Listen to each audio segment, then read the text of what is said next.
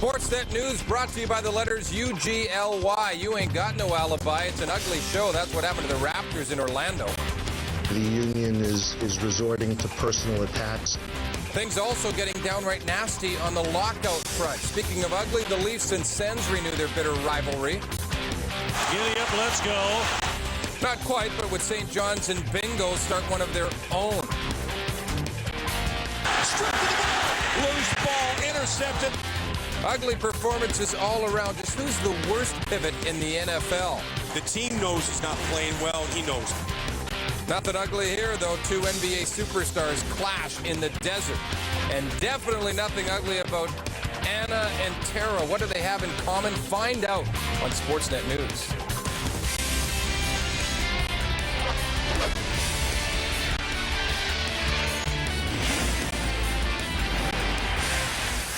A little cheap to throw the two blondes at the end of the headlines and make people stick around to find out, but it will be worthwhile. And you may be surprised by what you hear. A lot of people were surprised by what they saw Tuesday night in Miami. The Raptors go in, and in spite of Shaquille O'Neal's best effort as a member of the Heat, they knocked them off. So this is going to be that type of season for Toronto and their basketball fans. Yeah, this was the game of the Florida road trip. You thought the Raptors might have a better chance of winning. Let's find out. Vince Carter in Orlando, only 5 points in that win over Miami. But yes, they did win. First quarter, Carter goes to work. His three ball is good.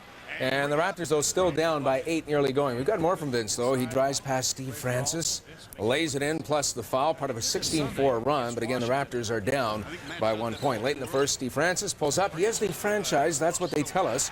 And he nails the jumper at the buzzer, no less. And the game was tied at 34 after 1. Now, Cuttino Mobley back after missing 9 games with a strained groin. And, of course, we always tell you kids out there, make sure and stretch the groins. And Cuttino is back showing no rust, hits the jumper, plus the foul. And Orlando was up by 9. Now, Carter, meantime, spending most of the second quarter on the bench with a sore Achilles. That's not good. Dying seconds first half, though. Carter back on the floor, testing the Achilles, and he is an Achilles heel to the Orlando Magic because he hit that shot. Third quarter, though, the Magic really started rolling. Francis, this is going to be a tough shot. Tough and rough. And the NBA hits the follow-away jumper. Gets it to go, and the Magic up by 14. And we have more Magic for your viewing enjoyment. Grant Hill. Speaking of injured players, great to see Grant Hill back after all those ankle problems. Running the floor, testing the ankle. Oh, but be careful, Grant. We don't want you injured again. Help him up. The man deserves it. And Orlando up by 22. Fourth quarter, the Magic control the paint. Nelson with the nice feed to Keto for the big dunk. And the Magic up by 30. Unbelievable. Moments later, more of the same. Keto looking for Dwight Howard for the emphatic slam. And Rob Babcock, the general manager of the Raptors, stunned. Sam Mitchell, mad. And the Raptors resigned to the fact that they are going down to defeat. Look at this, 129 to 108. And I mentioned the 129. And I got to add this, the Orlando Magic posting the NBA's highest scoring game of the season. Nobody's been as high as 129, but the Magic get there. And the Magic's largest lead in the ball game was 38 points, so that gives you an idea that this was a one-sided love affair. We get more in the ball game now from Barry Davis. As expected, Sam Mitchell had quite a few choice words for his team following this game. But of all the players who helped contribute to this loss, it was Jerome Moiso whom the coach called out. Not necessarily for the way he played here in Orlando, but for the way he's been practicing lately and the lack of effort he's seeing on the practice court. The frustrating thing for me is I look at Jerome Moiso sitting over there, and he can go out and help us. You know, and I'm asking him when, but he's got to earn it. You know, it's hard to put him in the game when he don't bring it in practice every day, you know, and sit there. And he and I have had talks, and he feels like he's been treated unfair. But, you know, it's hard to put him in the game over guys who come to practice and work hard every day. And he sits around and feels sorry for himself. I think I deserve a chance. And if it's not perfect the first 4 or 5 minutes, a second chance in the second half. And really, if I keep messing it up, yeah, I understand. No, just put me out there 3 minutes and no more. I don't know what you can do, really. He and I have had meetings one-on-one, and he said that he wants to play. I'm saying, well, show me something in practice. You know, when you take yourself out of practice and I have to call your name and put you back in practice, and you're trying to prove that you want minutes, I shouldn't have to put you back in practice. I should have to drag you off the court. Now, being in the doghouse is nothing new for Moiso. He spent most of the season there under head coach Kevin O'Neill last season. But the problem he runs into this season is that this is a contract year. The only way he can get a deal for next year is to play. But unless he practices hard, he's going to be spending more time on the bench than on the floor. Barry Davis, Sportsnet, Orlando. All right, so 2 down and 4 to go on the 6-game roadie. Next stop at Boston is Friday night. The Raptors take on the Celtics, and you can catch the tip-off on Sportsnet Ontario. That's why you need that digital cable. You get every channel that we've got to offer. And later in the show, we take a closer look at Grant Hill. We talked about him, the Magic star, missing almost 200 games over the last 3 years because of that bad ankle. But he's healthy again and playing some fantastic basketball. Great to see. Call it the heir versus the heir apparent as the top 2 players early in this NBA season collided in Phoenix. Steve Nash, he of the Locks, earned Western Conference Player of the Month honors for leading the Suns to 12 wins and 14 starts. LeBron James, he of the MJ game, got the nod in the East for personally removing the words laughingstock from in front of the Cleveland Cavaliers. A pretty good matchup on this night in the Valley of the Sun. Steve Nash, why was he Player of the Month? Leads the NBA in assists at 11.4 per. LeBron James third in the NBA in scoring and steals. And he does a little bit of each right here. The steal and the bucket. One-handed jam ties it 39 in the second quarter. Then Nash goes to work. Stepping back, you can't leave him alone. Beyond the arc, 48-46 Suns at the half. Randy Johnson rumored to be on his way to New York. More on that momentarily. But he's watching Steve Nash do his thing down the lane. Look at this. Oh. My goodness, LeBron James had no idea where he's going, and Nash all over the place, knocking down the three-pointer. Phoenix up 8, then in transition, Nash feeds Amari Stoudemire, the beast, with a jam. The Suns by 12, and Nash is not done. Casey Jacobson with a miss. I'm telling you that Nash did everything right. Look at this. One-handed tip in the lane. 21 points, 7 assists, 7 rebounds for Nash. The Suns win at 120-101. And how about it? 10 fewer minutes for the Victoria product. And the numbers across the board all better than LeBron James. All right, good stuff. Let's keep it going with the Sixers and the Spurs. Tim Duncan in San Antonio, 19 straight regular season wins at home. They are very comfortable home in the range. This is what I'm talking about. Tim Duncan for the slam, and San Antonio up by 7. More from the Spurs. Devin Brown missing the layup, but that's okay. Duncan is right there to clean up the leftovers. And that's part of a 10-0 Spurs run, and Duncan continues to dominate. He takes no prisoners, respects no boundaries. That's what he does. 21 points and 8 boards at a half, and the Spurs led by 19. Third quarter, they keep pouring the gasoline on the fire, don't they? Parker goes to Ginobili for the one-handed jam. San Antonio by 26. It's a runaway. Fourth quarter, Devin Brown having a big game, too, driving to the hoop. And look at this, the Spurs blasting Philadelphia 105-72. Give me a break. Mike, happy anniversary. 10 years ago Wednesday, the NHL players put forth an offer that eventually settled that 94-95 work stoppage. But obviously there is no sense of history among this group of players as, you guessed it, say it with me, no new talks are scheduled. In addition, 10 years ago, the majority of hockey fans couldn't wait for the game to come back. This time around, it seems the indifference is growing by the day. Greg Ross takes a look at both sides' efforts to win over public support.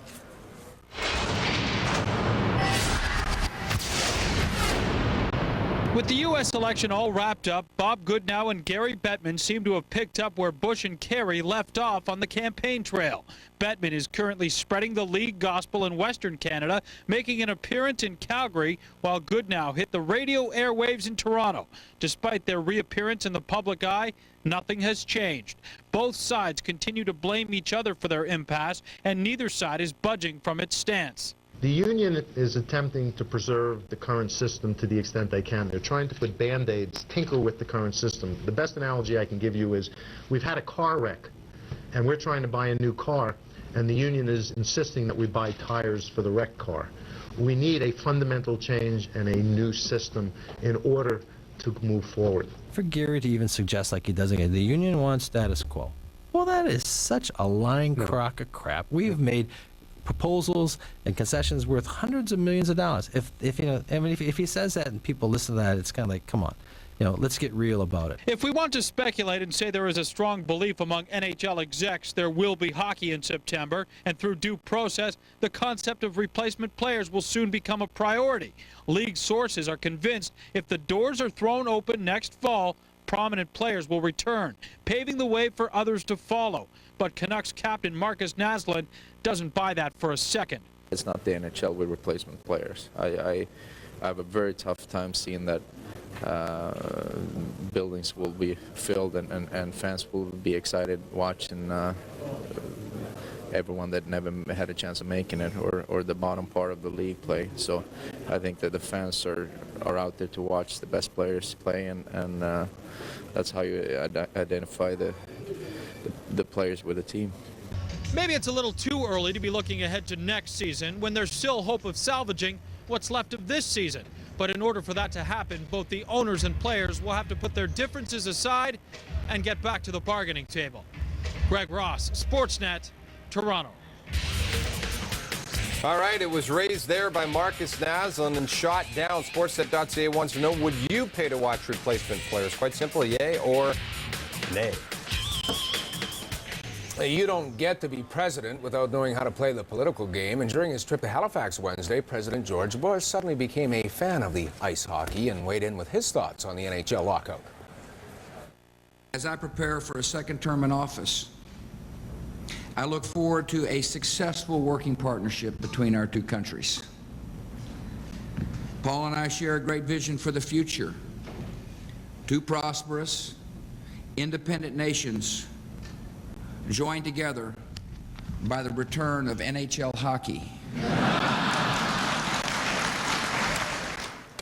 Our hope is that we soon see Darren Dreger reporting in the middle of the night from some hotel lobby, which would indicate a deal is being hammered out somewhere behind closed doors. But alas, he's where we always find him, taking care of the hockey panel. Darren.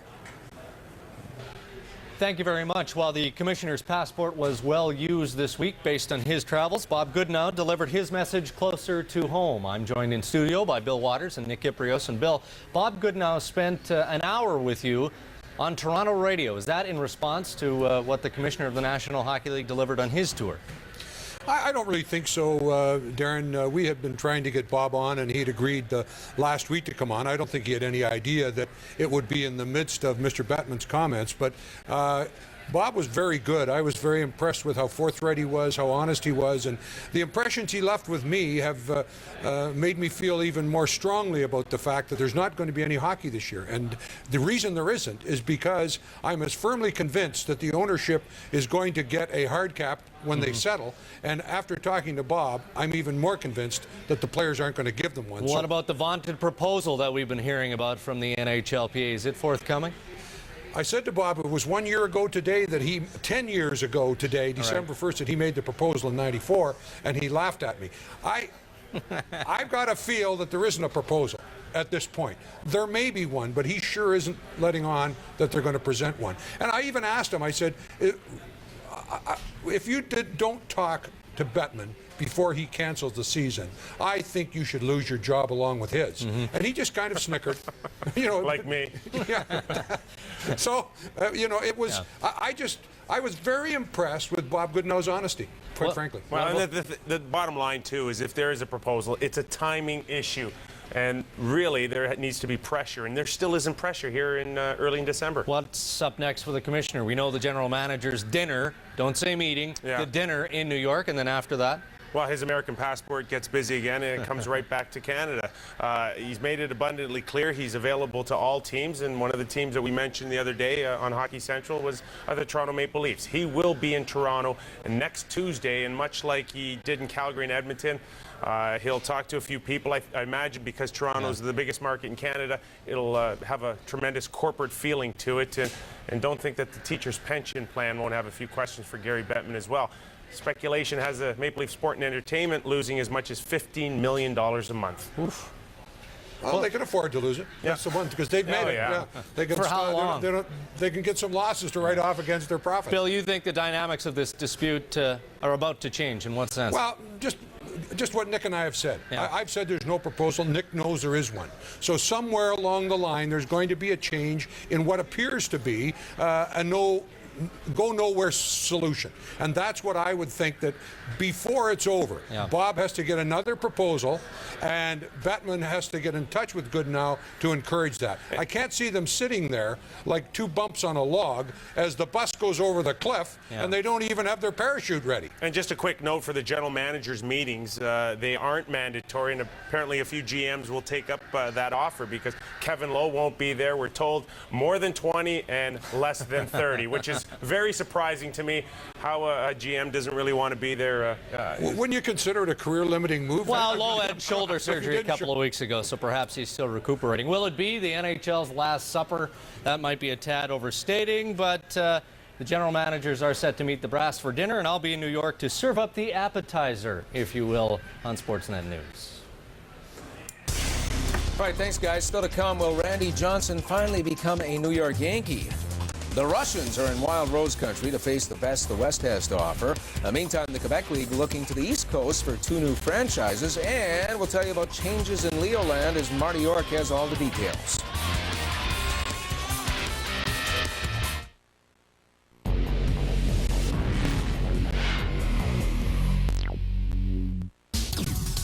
This edition of Sportsnet News brought to you by Mitsubishi Motors. Cars with the style you want and the features you need. Wake up and drive the best backed cars in the world. And by Campbell's Junkie Soup. Campbell's Junkie, fully constructed.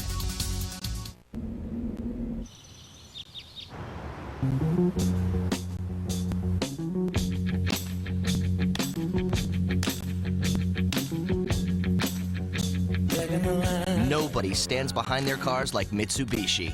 Because every new Mitsubishi now comes with a 10-year powertrain limited warranty, 5-year bumper-to-bumper limited warranty, and 5-year roadside assistance. Now get 0% purchase financing on all new 2004s. Mitsubishi, the best back cars in the world.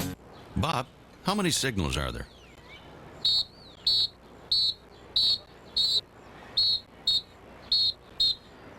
Ah, thanks, Bob. Now, when was the last time you chined a rib of beef? Because guys have other things they'd rather think about than cooking, there's Campbell's Chunky Prime Rib Soup. Built with big chunks of real seasoned prime rib, potatoes, and vegetables. Built with 9 grams of protein. Campbell's Chunky, fully constructed.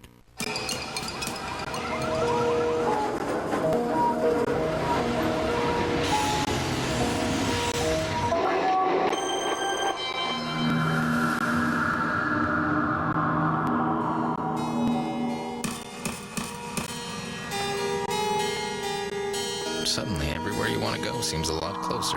Introducing the American Express Aeroplan Plus cards. They offer up to 60% more Aeroplan miles, so you earn miles faster. Then everything gets closer. Oh, wait! That's darn pretty. Oh. Where do the Northern Lights come from, anyway? Well, way off from Canada. I mean, what causes them? I don't know. Long-lasting, super bright LED lights from Home Hardware use 80% less electricity. So they save you energy and money. Oh my! Energy-saving LED lights from $7.99 at Home Hardware. Holiday decorating help is close to home. Tic-tac-toe, Kozlov, he's got his hat trick. Slava Kozlov. Here's Johnson, and it is an 8-1 game. December 2nd marks the 9th year anniversary of Patrick Roy's final game as a Montreal Canadian. Thursday on Sportsnet News, Watt talks about a moment in time that changed hockey history. I would have played in Montreal probably the remainder of the season, but I probably never passed Terry Sawchuk for the most win. There's no doubt about it. He is now the official king of the crease. All right, can you believe it, kids? We've actually got a hockey game to show you. American Hockey League action. Binghamton and St. John's at the Air Canada Centre. Of course, St. John's, the farm team for Toronto. Binghamton, the farm team for Ottawa. So the Leafs will probably win. And they do. Jeremy Williams opening the scoring, 1-0 St. John's. Binghamton, though, working a 2-on-1 themselves. Langfeld goes to Pat Kavanaugh. And Telko's got a piece of it, but it's not nearly enough, and the game was deadlocked at 1. Second period. Let's play some 4-on-4 hockey, open things up, and that's perfect for Kyle Wellwood, the former Windsor Spitfire star, having himself a season. Boy, oh boy, this guy's just been great for the Leafs, and it was 2-1, more for the Leafs in the power play. Harold Druken, this is not a traditional power play goal from a long way out on Emery, but it works, and St. John's goes on to win it. 4-2 is your final. Western Hockey League All-Stars taking on the Russians in the Canada-Russian Challenge. They're making their way across the nation against junior hockey all-star clubs. First period, it's all WHL. The Russians can't clear. Braden Coburn of the Portland Winterhawks.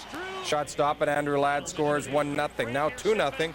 Stefan Meyer of Medicine Hat will just gently chip it past the defender and then make it 3-0 after 1. Daryl Sutter, Kevin Lowe, taking it in. They're on the phone. Could they be talking about a settlement? Second period, WHA power play. Shea Weber, the Kelowna Rockets with a shot from the point deflected by Ryan Getzlaf. It's 4-0, a dub.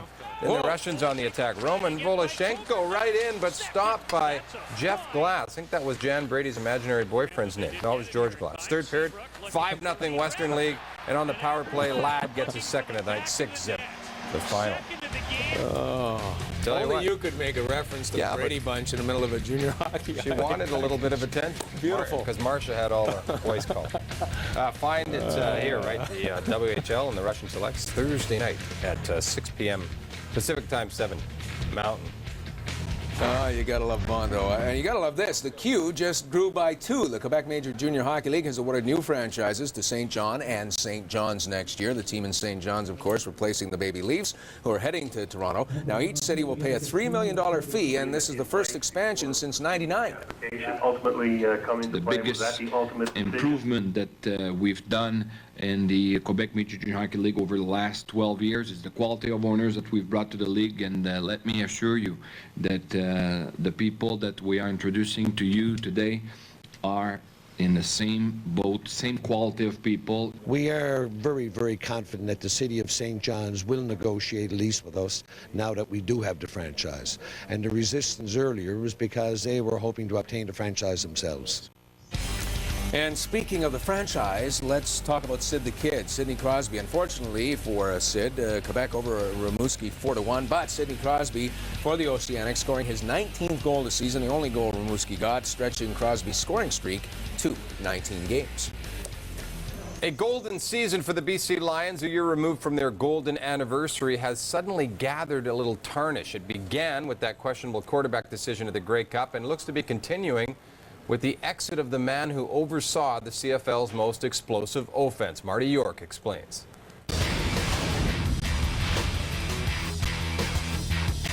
He was in charge of the CFL's most productive and highest scoring offense during the past season, but that wasn't enough for Steve Barato to keep his job as offensive coordinator of the BC Lions.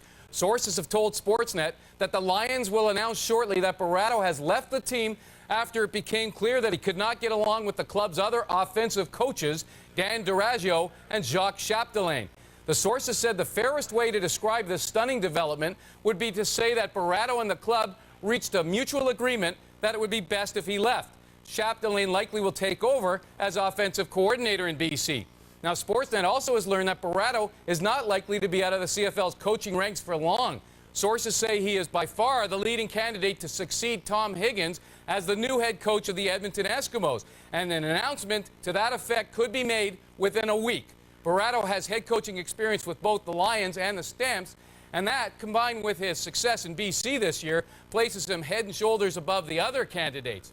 Adam Rita, by the way, was pursued by the Eskimos, but the GM of the Argos told Edmonton boss Hugh Campbell that he's not interested in leaving his position with the Grey Cup champions.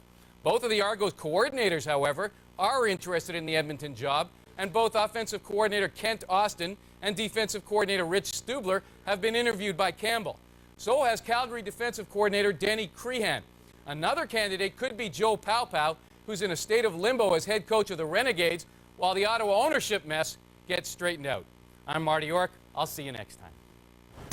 All right, thanks, Marty. Still to come, there are those who've stepped into the Palace for the very last time.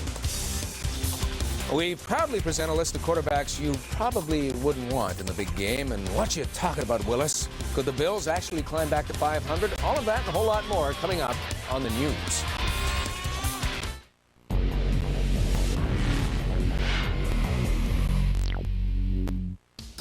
This edition of Sportsnet News, brought to you by Molson Canadian. I am Canadian.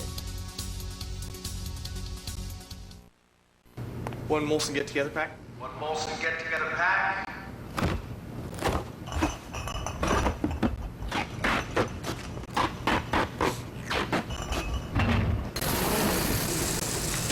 Jimmy, can you come out here a minute?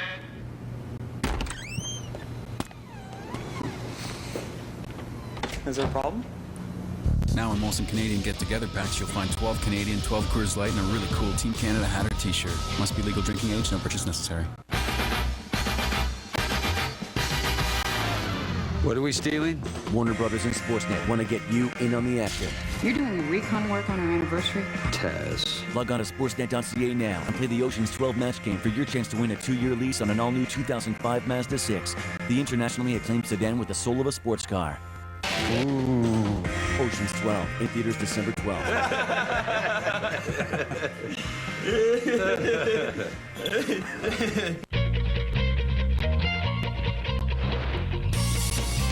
Introducing the 300-horsepower Acura RL. With voice-activated technology and super handling all-wheel drive. Power can be shifted front to rear, side to side, and while cornering, the outside rear wheel is accelerated for magnetic-like handling. The road will never be the same. The all-new Acura RL. Odds it'll turn out just like the picture, 1 in 93. Odds you'll find true love in the classifieds, 1 in 270. But the odds you'll win in the Canadian Cancer Society Lottery are 1 in 12. Tickets are over 80% sold out for 3 $1 million grand prizes and over 20,000 cash and car prizes. Now over 80% sold out. Call and order your ticket today. Well, here's the latest on the malice at the Palace. The Detroit Pistons have banned 2 men from the arena for their roles in last week's brawl. One fan accused of throwing that cup of beer at Ron Artest. The other accused of stepping on the court during the brawl itself. Now, no criminal charges have been filed yet, but the fans will probably face the music, we're told, sometime next week. Since the close of the Marv Levy era, the Buffalo Bills have made more bad decisions than Ben Affleck's agent. And it was a gamble to take injured Willis McGahee in the first round last year, but with word Wednesday that Travis Henry might be done for the season and McGahee stamping his emergence with 4 100-yard games in his last 5 outings, who's laughing now? RJ Broadhead has more on a Bills team clearly on the rise. The Bills' offense has taken off in the last 2 games, scoring 37 and 38 points in back-to-back victories. Willis McGahee just missed tying a Bills record by scoring 4 touchdowns against Seattle this past week. He's rushed for over 100 yards in 5 of his 6 NFL starts, and he could have another big game this week heading home to Miami. That's why I was born and raised, and that's why I played all my life. So, it's going to be pretty good to go back and, play in front of all them people that I played with in college. I don't expect nothing, I go out and get what I want, so, I don't expect nobody to give it to me. I go take it. There was some talk after the struggles the Bills and quarterback Drew Bledsoe were having that he may be replaced, but thanks in part to the improved running game and offensive line, Bledsoe has cemented his spot as the starter. Smart, physical football, run the football, make our plays in the passing game, eliminate the negative plays. That's the part that's encouraging, is that this team has started to play like the blueprint that Mike Mularkey and Tom Clements and our entire offensive staff set out for us to begin with. The Dolphins have scored the fewest points in the NFL, which is good news for the Bills' defense, a group that held Seattle to just 9 points last week. After the coaching change, I think that they've dug down and they're rallying behind their coach right now that they have, and they're actually playing really good ball right now. And like I said, the last couple of weeks, they've had a chance to win both of those games, and they won the last one. So our focus is on how they've been playing the last couple of weeks or whatever, knowing that they always play tough at home. The Bills have won 2 straight and 5 of their last 7, and in their next 4 weeks they play below 500 teams, including the 2-win Dolphins and the 1-win 49ers. So if the Bills stay hot and some other teams falter in the AFC, the Bills still have a shot at making the playoffs. RJ Broadhead, Sportsnet, Buffalo. Good news for Bills fans, as they won't have to worry about Zach Thomas on Sunday. The Dolphins linebacker has a sore hammy and will not play. The Dolphins leading tackler was hurt 2 weeks ago against Seattle and saw limited action last week against the 49ers. Meantime, despite coming off a 5-touchdown performance against the Bengals, Cleveland quarterback Kelly Holcomb won't be able to play this weekend because of cracked ribs. He's expected to miss about 3 weeks. Now, with Jeff Garcia already injured, rookie Luke McCowan expected to start for the Browns Sunday against the 10-1 Patriots. So good luck, Luke, and may the force be with you. You'll need it, kid. And of course, Misplay of the Day, brought to you by Hyundai. get worry-free driving for years to come. Watch closely. Sacramento's Bobby Jackson on the right-hand side of the screen dived for the loose ball, but he actually crashes into Steve Albert, the play-by-play announcer for the New Orleans Hornets. Ron Artest came out of the crowd and punched him. Just kidding. Misplay of the day. Albert's down! Albert's down! Steve, you okay? And here it is coming right in your living room and right in my lap. Basketball fever. Catch it. Oh, that's great stuff. All right, still to come. He's come back from adversity many times, and now Grant Hill is back with a vengeance. Ray Allen leads the Northwest's best against the Utah Jazz. We've got the highlights. And Tara Reid and Anna Kournikova. What are they doing together? The answer coming up. Closed captioning is brought to you by Fidelity Investments, investing in best interest for over 50 years. The NBA on Rogers Sportsnet HD, featuring superior picture that's 5 times the resolution of an ordinary TV, and a widescreen format that brings you more of the action. Catch an NBA doubleheader in high definition tomorrow at 8 Eastern, 5 Pacific on Rogers Sportsnet HD. Odds it'll turn out just like the picture, 1 in 93. Odds you'll find true love in the classifieds, 1 in 270. But the odds you'll win in the Canadian Cancer Society Lottery are 1 in 12. Tickets are over 80% sold out for 3 $1 million grand prizes and over 20,000 cash and car prizes. Now over 80% sold out. Call and order your ticket today. His smell. Her smell. Haunts me. With me. Night and day. Natural. Deep. And subtle. Mysterious. Gouda. For him. Gouda. For her. Gouda. Forever. Unleash the power of the Super 7. This Friday's Lotto Super 7 jackpot is $7.5 million. $7.5 million. Get your tickets today. Lotto Super 7. Live large. Encore has changed. It's now 4 times more attractive with a new $1 million top prize. And you can still win down to the very last number. Say yes to $1 million. Say yes to the new Encore. You can put a new twist in your toolbox for more torque in tight spaces, or add a gripping idea for flawless accuracy and finishes. You can find the latest, most breakthrough tool innovations only at the Home Depot. The one place with the guaranteed low prices every day and the know-how to make every dollar work. More people update their toolboxes at Canada's largest toolbox, the Home Depot. You can do it. We can help.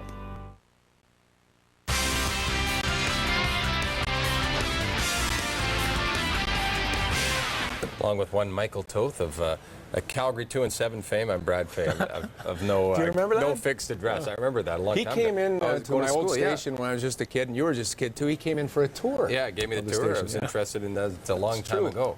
Now I had the mullet going too. That's how long ago it was. Yeah. No mullets on the basketball court, thankfully. But one of the great mullets of all time, Randy Johnson, rumored to be close to a blockbuster deal where he would go to the New York Yankees. We have more on that coming up. But first we go back to Orlando where the Raptors try to keep it going. Yeah, round ball. That's my game, Bondo. All right, Vince Carter with only 5 points in the victory over Miami. So obviously he's hoping to build on that. And in the first quarter he does. Carter goes right to work. 3-ball, good. But the Raptors are still down by 8 in the early going. But we've got more from Vince. Oh, driving past Steve Francis. Not easy to do. Carter with 11 points in the opening frame. And the Raptors down, but down just by 1. Late in the first, though, Stevie Franchise, he says, I want that ball and I want to show that I can strut my stuff. He does, and the game was tied at 34 after 1 quarter. Now, Coutinho Mobley back after missing 9 games with a strained groin, and when you've got an injury like that, you want to test it out. And he's showing absolutely no rust, hits the jumper, plus the foul, I might add, and Orlando up by 9. Now, speaking of injuries, oh no, Vince Carter spending most of the second quarter on the bench with a sore Achilles. The dying seconds of the first half, though, Vince going to test out that Achilles. Looks pretty good for 3 one more time, and Toronto, though, still down by 8 at the break. And then in the third quarter, the Magic start to make some magic, if you know what I mean. Francis, the tough follow-away, part of a 14-2 Orlando run to start the third quarter, and all of a sudden they were up by 14. More from the Magic. Grant Hill with the steal. And of course, when you're talking about injury problems, Grant Hill wrote the book Be careful of that sore ankle that has been bothering him for about 3 years. Help the guy up. He deserves it. He looked pretty good there, though. Fourth quarter, the Magic controlling the paint. A nice feed to Calvin Cato. You fool, for the big dunk. Moments later, more of the same. Cato looking for the rookie Dwight Howard. Dwight getting it right. He had 15 points and 20 rebounds. 20 rebounds, leaving Rob Babcock absolutely stunned. Sam Mitchell mesmerized, and the Toronto Raptors hypnotized as the Magic, posting the NBA's highest scoring game of the season, 129 points. They get the W in a big way. The Magic out rebounding the Raptors 61-32, and after the game, the coach says his team definitely needs somebody out there who can rebound the basketball. We look down at the end of the bench. I'm looking for rebounders. You got one? Can you get a rebound? Because if you can get one, we got a uniform for you. You have one that small? Hey, it ain't the uniform size. It's the heart in the uniform, man. We just don't go get them.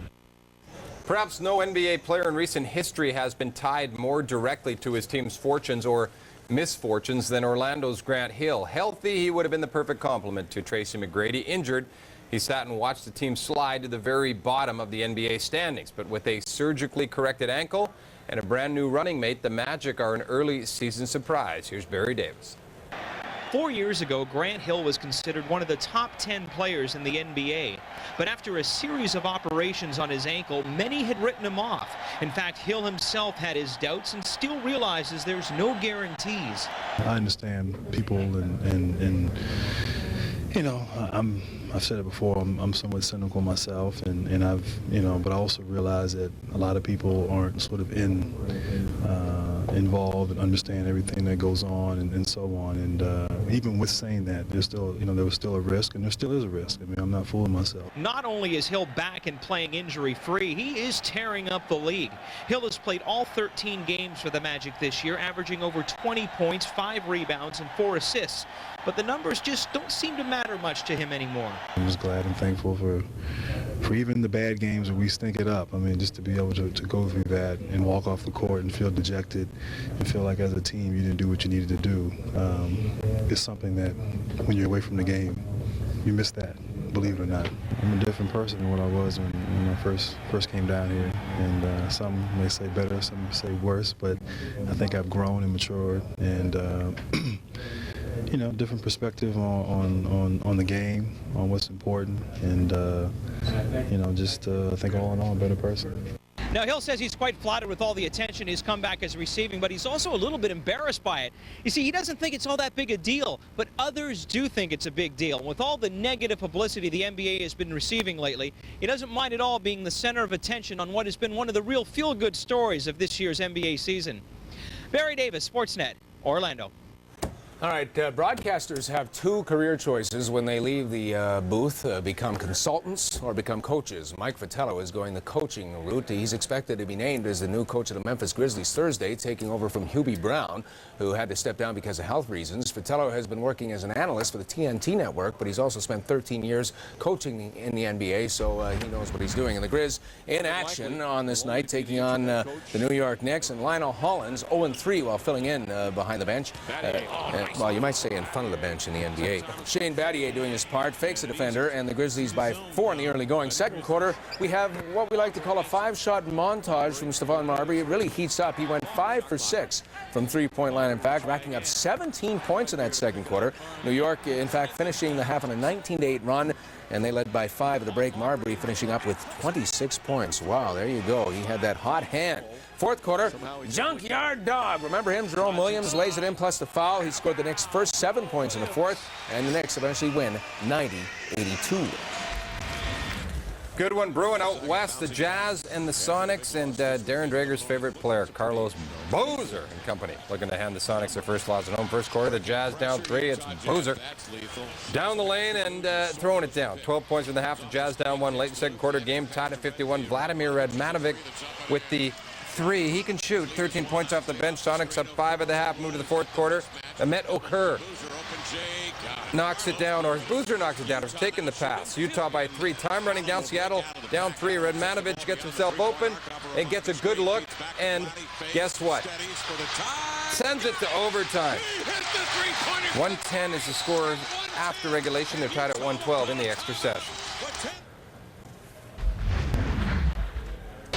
right, next up we got the Lakers and the Bulls. The Bulls looking for their first home win of the season. First quarter, Kirk Heinrich providing the alley. Eddie Curry, he would be the oop. And Chicago would be the team in front by 5. But Kobe Bryant has other ideas: spinning, fading, hitting, cutting the lead to 1. The Bulls playing pretty well, though. Heinrich looking for Curry again, but a dunk. Oh, if it works once, twice is just as nice. The Bulls led by 5 at the half. Third quarter, the Bulls, though, back to their old ways. These are the new Chicago Bulls, after all. Ben Gordon. Oh, he wants that back, but that's not the way it works in the game of basketball. Late in the fourth, though, Gordon making up for the miscue. There you go. You come right back at it. You get another chance sometimes in life. 92-84. The Bulls finally win at home. 17 points. Break them up, whatever that phrase means. Sacramento in New Orleans to take on the Hornets, who have yet to win on their home court this year. Not going to help with Jamal McGlure out sitting with that dislocated finger. He's out 3 months, in fact. Late in the first quarter, it's Junior Harrington driving and beating the buzzer. New Orleans up 2. Second quarter, Lee Nalen's inbound pass stolen by Matt Barnes. And Matt Barnes with the spin and the lay-in, part of a 19-0 Kings run. Sacramento up 8. Scary moment. Bobby Jackson goes for the steal, goes to the front row, knocks over the cameraman and the Hornets. The play-by-play man, that would be announcer Steve Alberts. But everyone's good, aren't they? Everybody's okay. Third quarter, Kings up 12. Peja Stojakovic. Is he the best shooter in the NBA? Yeah, give it to him. The long three has Sac up 15. They win it by a score of 94-81. All right, the Bucks and the Celtics. Gary Payton, the fourth Celtic all-time to reach 20,000 points, gets a special ball from NBA legend John Havlicek, and then Havlicek stole the ball. Havlicek stole the ball. No, he didn't. First quarter, the glove drives the lane, lays it in off the glass, and Boston up by a bucket after 1. Second quarter, Gary Payton dishing to Ricky. He's so fine, that would be Ricky Davis for the big dunk, and Payton with 10 points and 6 helpers doing his thing. Down at the other end, Maurice Williams looking for Keith Van Horn. Come blow your horn. The uncontested gem, and the Bucks led by 4 at halftime. Fourth quarter, though, the Celtics up by 1. Paul Pierce, the piercing one. Baseline, three-pointer. Celtics lead 97-93. Now we go to the final seconds of the game. Boston by 2. Maurice Williams sinks the off-balance basket, but he's called for the offensive foul. Oh, hold on for a second. No, it's not going to count. And the Celtics hold on, and they win a wild one, 101-100. Wow. Big call there. Nets and the Wiz. Washington down 2. Larry Hughes will cause a turnover. Gilbert Arenas picks up the loose ball and goes the distance to late in the game. Tied at 9. It's a pretty good backcourt, as Toronto fans can attest to. Early in the third quarter, the Wiz up 9. Antoine Jameson finds Gilbert Arenas in the corner. That's 3, and Washington has a 12-point lead. Late in the third, Jameson again finds Arenas, this time for the easy layup. 30 in the game for Arenas. Washington wins easily, 95-68. College hoops, the Big Ten ACC Challenge. Illinois fans going crazy as they play host to number 1 Wake Forest. First half, 35-22 Illinois in the fast break. Darren Williams finds D. Brown. Easy layup. I didn't know D. Brown had any eligibility left. Oh, it's a different guy. Illinois up 15. Under a minute left in the half. Roger Powell Jr. spinning, hanging, and that'll get the folks in orange going nuts. Bucket in the foul. Illinois by 20. Looking to pull the upset. Second half, Williams pulls up, hits the jumper. 63-41, the Fighting Illini, and now up 30. Williams with the pass to James Augustine, and guess what? The upset is pulled. Illinois knocks off number 1. Bondo loves the college hoops. Now, when a team goes from worst to first, we always seem to celebrate, but it's the first that gets all the focus. What about the worst? Well, you came to the right place, because on this edition of the news, we thought it would be kind of nice to pay tribute to the worst quarterbacks in the National Football League, and to guide us through our collection of clunkers, here's Jim Van Horn. Number 6 for Peyton Manning. He has tied his career high. The NFL is littered with great quarterbacks, signal callers who have led their teams to winning records. But with the good, there's also the bad and the downright ugly. So who is the worst starting quarterback in the league? According to the complicated rankings, that honor belongs to A.J. Feely, with Mark Brunell, Jay Fiedler, Carson Palmer, and Kyle Bowler rounding out the bottom 5. It's no coincidence all of them, except Bowler, play for teams with losing records. Feely intercepted. Michael Bowler, the rookie. Touchdown. The Dolphins' two-headed monster of Feely and Fiedler have failed miserably. They've combined for just 2 victories in 11 games. The team knows he's not playing well, and he knows it.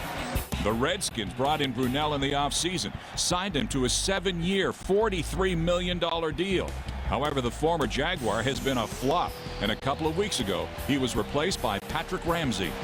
This offense right now, it's really from the Stone Age period, and I can't even picture it. I cannot picture it having worked back when Joe Gibbs made his Hall of Fame resume. So I just think that Gibbs and the rest of the staff, they need to come around if anybody's going to come in there and play well at the quarterback position. The University of Southern California, number 9, Carson Palmer. In the offseason, Palmer was named the Bengals starting quarterback. He replaced John Kitna, who threw 26 touchdown passes in 2003. The former first overall pick does have 13 TD throws in 11 games, but also a league-high 16 interceptions. One thing you have to remember about Carson Palmer is he is a pure passer. He doesn't have the quarterback skills yet that a guy like John Kitna does. Carson will be good, but you just have to be able to, I guess, take some charge. And with that offense, with those personnel they have on that side of the ball, it's going to be difficult. Another quick throw and intercepted. Like Palmer, Bowler was also selected in the first round of the 2003 draft. But the Ravens signal caller hasn't been very consistent. Despite his up-and-down play, Baltimore has a 7-4 record, thanks in large part to one of the league's best defenses. So it's debatable who's the NFL's worst starting quarterback, but even the good ones could find themselves near the bottom of the pack next season. Just ask Steve McNair. Last year, the Titans quarterback had the best rating in the league. This year, he's ranked 24th overall. All right, lots more to come. Wait a second. NFL week continues Friday. Sportsnet News, but Indianapolis forgot Colts. about that. Quarterback Peyton Manning on the schedule. It's been a record-breaking season for Peyton as he talks about why calling audibles has made him so successful. If you see him in a blitz and you got a run play called and you want to totally change the play and throw deep to Marvin Harrison, hey, that's what we want you to do. I'm glad Bonda was here paying attention because I forgot about that. All right, still to come, Pedro could be close to leaving Beantown, and the climb back to the top has been a long one for this former world champ. That's coming up next on the news.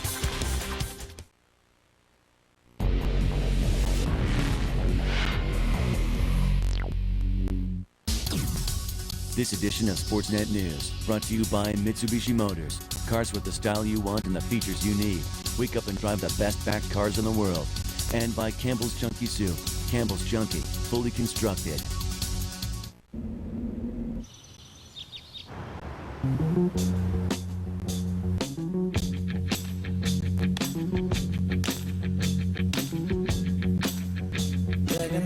Nobody stands behind their cars like Mitsubishi. Because every new Mitsubishi now comes with a 10-year powertrain limited warranty, 5-year bumper-to-bumper limited warranty, and 5-year roadside assistance. Now get 0% purchase financing on all new 2004s. Mitsubishi, the best back cars in the world. Brian, can we talk about hedging? Let me give you an example. A position in a futures market that's offset by a position held in the cash market, holding a security and selling it for. Oh, and Brian, when was the last time you knocked up a pastry? Because guys have other things they'd rather think about than cooking. There's Campbell's Chunky Chili. You can knock up a delicious hearty bowl built with loads of seasoned beef, vegetables, and kidney beans. Built with 17 grams of protein. Campbell's Chunky, fully constructed. These people all have one thing in common. They stopped a friend from drinking and driving. They took the keys. They called a cab. They offered a bed. They drove home. They did what we all should do. They took care of their friends. So if you're with someone who's had too much, do for them what these people have already done for others.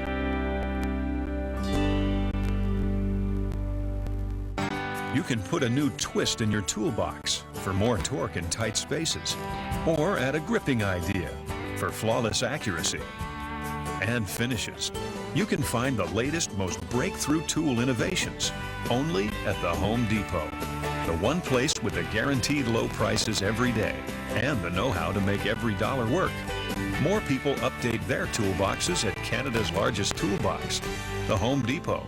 You can do it. We can help. So the Yankees won't do anything to get Randy Johnson in pinstripes after all. Just when Major League Baseball